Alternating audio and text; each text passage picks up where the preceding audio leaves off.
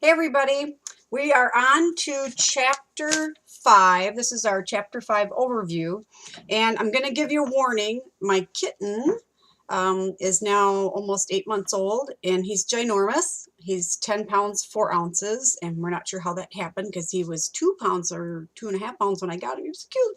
He has a tendency to jump up and get in the middle of everything, and he really likes my webcam, so he tries to take it off.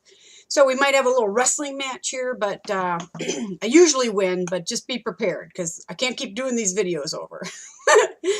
And if this chapter gets too long, I'll break it up into 2 parts because there's really a ton of stuff in here.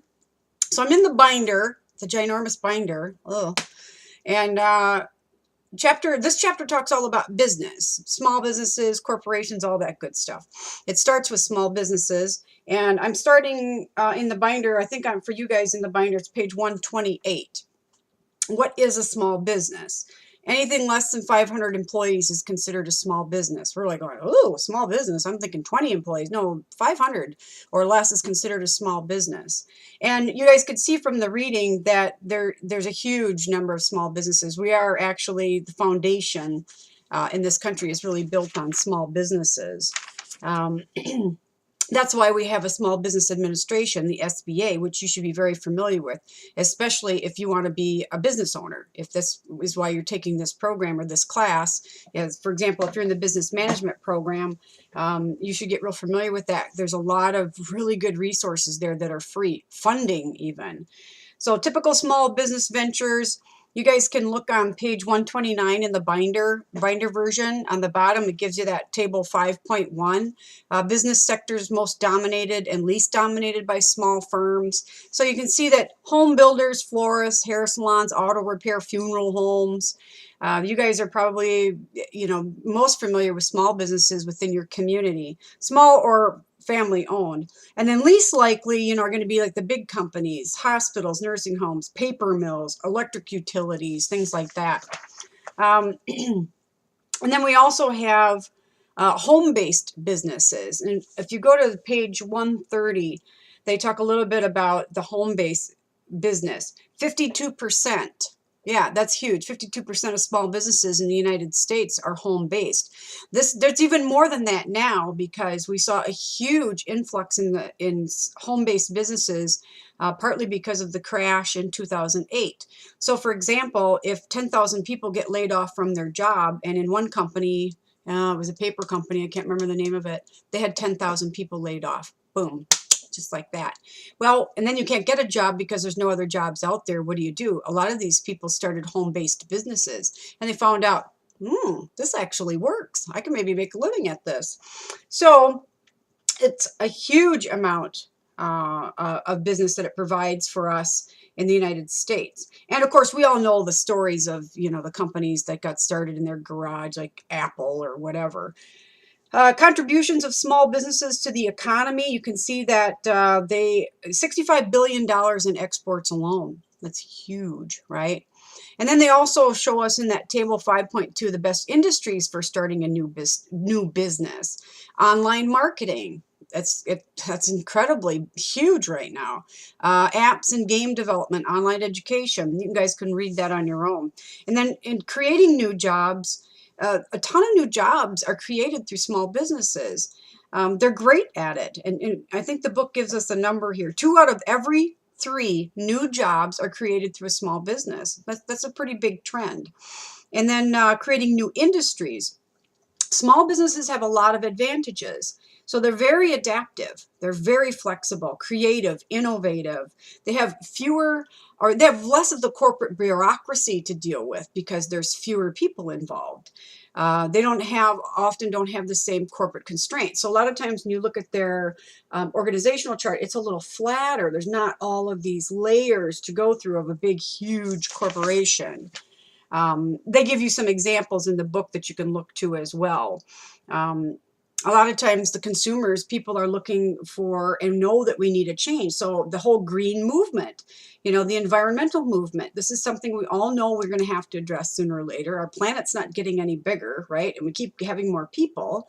So people are recognizing that, and that is a good way for someone to be innovative and creative. So, you know what, I think I could start a business doing something with, recycling shoelaces into making whatever. And then we have the internet where you can sell whatever it is that you've decided to create all over the world, right?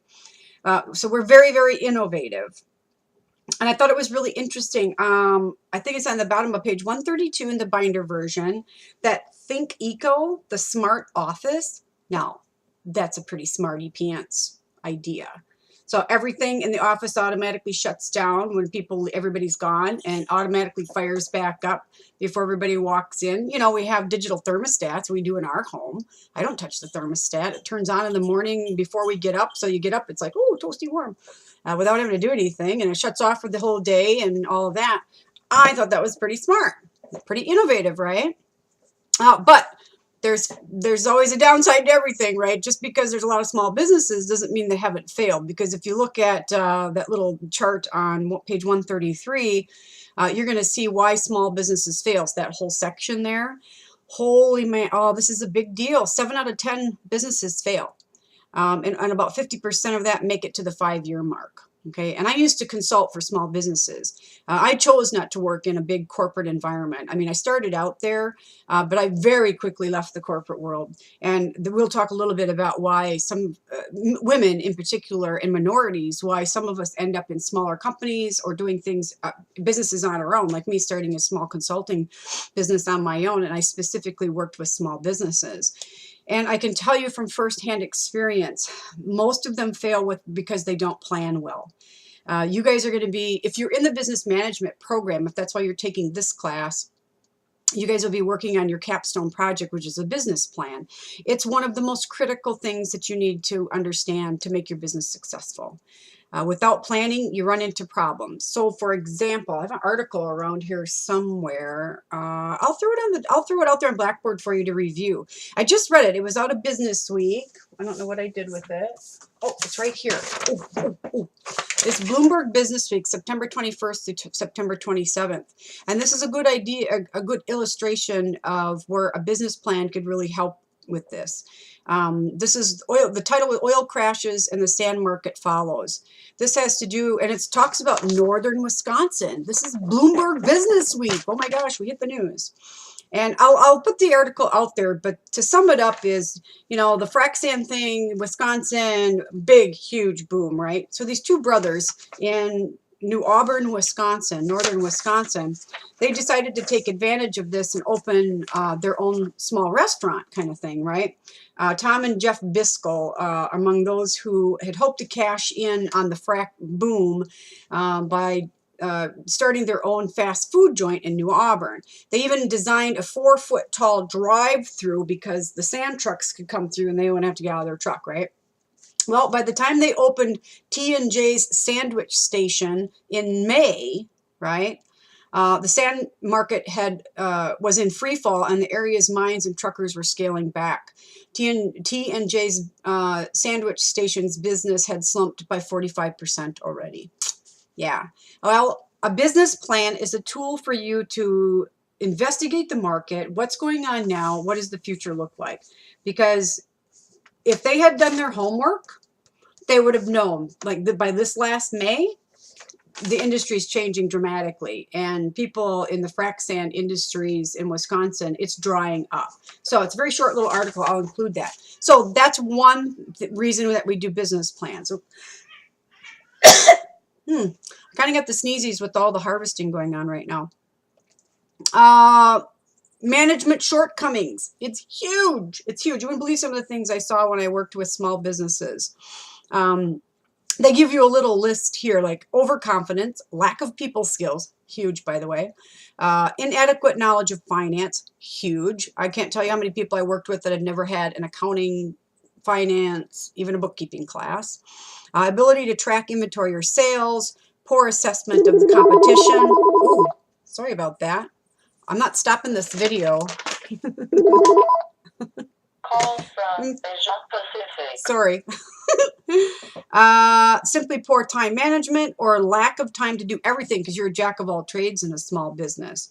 So there's a lot of reasons why you need to really, really super educate yourself. And if you look at the bottom of that page, they talk about that, becoming educated in the principles of business and entrepreneurship.